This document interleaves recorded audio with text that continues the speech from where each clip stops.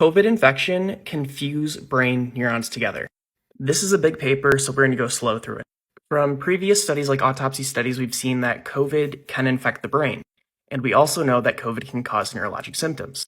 In this study, they show that COVID infection induces fusion between neurons and glia in mouse and human brains, and that this fusion severely compromises neuronal activity, meaning that your brain will not work as well.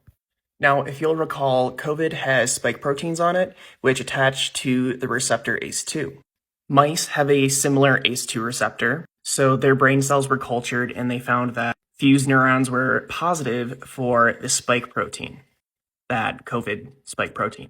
In contrast, in their control, where they didn't have COVID infect the brain cells of the mice, the neuronal fusion was not observed, and that spike protein was not detected. For the human brains, quote unquote, these are 43 to 50-day-old brain organoids, which are stem cells that are developing into brain cells. Now, for neuronal fusion mediated by the virus, we need both the spike protein and the ACE2 receptor to trigger the fusion.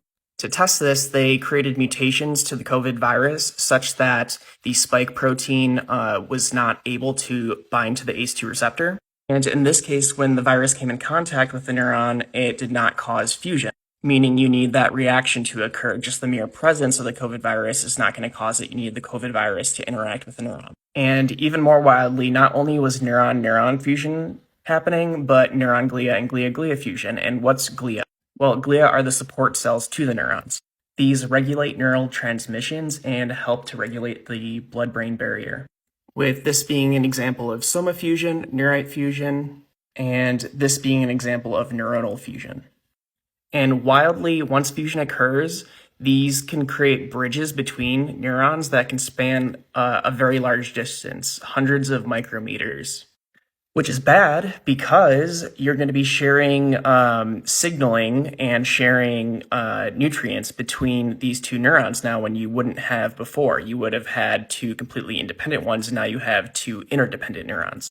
And the results suggest that the fused neurons will remain that way for a very long period of time. The majority of them having reduced neural capacity and about 10% just completely losing neural capacity. So if we're thinking of this like a light switch, it's either a dimmed light or no light at all, which makes COVID infection similar to herpes, Alzheimer's, HIV, and Parkinson's disease.